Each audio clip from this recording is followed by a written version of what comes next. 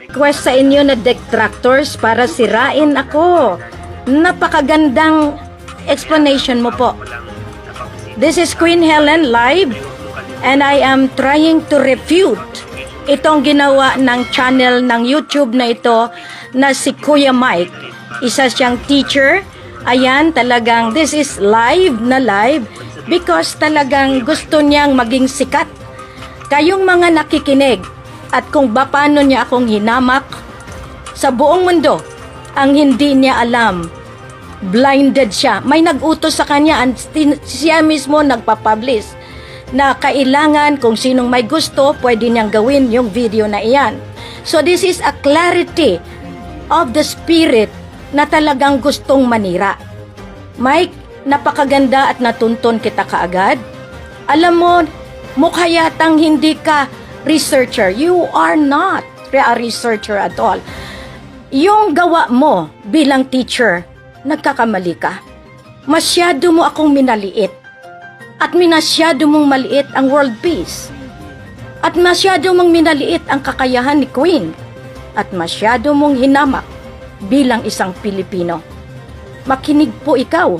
Napakaganda, matutuntun kanila. Yan ang masabi ko sa inyo. Nanginginig ako sa galit, pero ayaw kong bigyan ka ng kahihiyan sa buong mundo. You are trying to defeat your own soul. Spiritual ka kaya. And you are proclaiming it to the world. I am watching each side now. After the declaration, many nations are coming over. Nagkamali ka ng iyong paratang at nagkamali ka ng iyong assessment. Kaya nga, huwag kayong basta-basta mag-comment dyan. Binayaran ka kaya o nandyan, nagsabi ka na kung sinong may gusto magpagawa, kaya nila. I am not accusing you, but the way you have spoken is not like a good Christian. Napakagaling mo manghamak ng tao. Kaya mo bang ginawa ni Queen? Lahat kayo babantayan ko. Itong ginawa mo ngayon, magba-viral ito sa buong mundo dahil wala kang alam sa mga sinasabi mo. You have to talk to me personally. You can. Di ba sinabi mo, pinagtatawanan mo ang katotohanan, sino ka? At sino si Queen? Tandaan mo iyan. You are only a subscriber. Ipapano kung magkakaroon ako ng sarili kong istasyon, sarili kong station na wala kang puwang kahit saan. It's not a good joke at all, or is it? Someone really tried to do an evil thing about me and about the new generation? You are just a fickle-minded human being? Wow naman po. Huwag mo akong isali sa iba. Nagpapalakpakan ka pa sa ginawa mong ito. Kakargahin ng kaluluwa mo hanggat-hanggan. Because I have already declared the world peace and you don't even know what the Queen is doing. And we are the greatest nation. I can prove that to you. You come and I will show you the documents. Wala akong inuurungan, Mike. Kuya Mike, you are a teacher. You are a spiritual. You have to come now before it is too late for you because the divine justice is being implemented. And this is no joke at all. Ang galing mo. Sinong nagbayad sa iyo? Because you have said kung sinong magpagawa. Nagpapalakpakan ka. This is a spiritual divine implementation. Marami nang namatay, Mike. Hindi ako nagbibiro. Baka ikaw ang isunod. Maraming gustong kunin si Taning. Tandaan mo yan. Baka ikaw nga isa dyan. Hindi ako nagsasabi nang hindi ako alam sa aking ginagawa. I had been publishing my face all over the globe. Nagkamali ka. Yun lang ang nakita mo? Makitid ang utak mo at makitid ang iyong istoryang ginawa.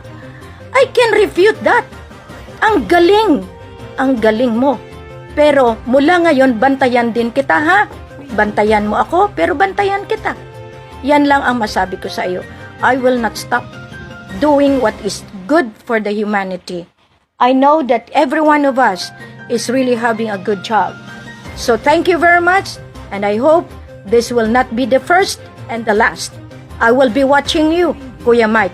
I will be asking my people to find where you are and what you are doing in the social media, because I am going to implement the divine justice that God has given me.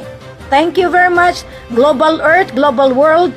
Ito na yung isa sa detractors na umuna sa pamamagitan ng binayaran na isang tao para sirain ang programa ng Peace, Defense, Economic Development, Healthcare and Learning Program at ang pagdeklara ko ng World Peace sa buong mundo. Hindi niya alam, marami ng nasyon ang sumali. Mike, mag-contact ka at i-retract mo yung ginawa mo. Alam mo kung anong dapat at anong dapat mangyari kapag iyan ay tinuloy mo, dahil dito may batas ang soberenya. Nagkamali ka ng kinalaban mo. Okay? Ang kinalaban mo ay isang taong nagpakahirap para sagipin ang lahat. Sa isang instant, gagawin mo iyan, ikaw ang masisira, hindi ako. If I am not true, I will not publish you. And if I am not solid enough to defend my right, I will not. Pero ngayon, nakita ka, natuntun ka. Maraming salamat at mag-usap tayo.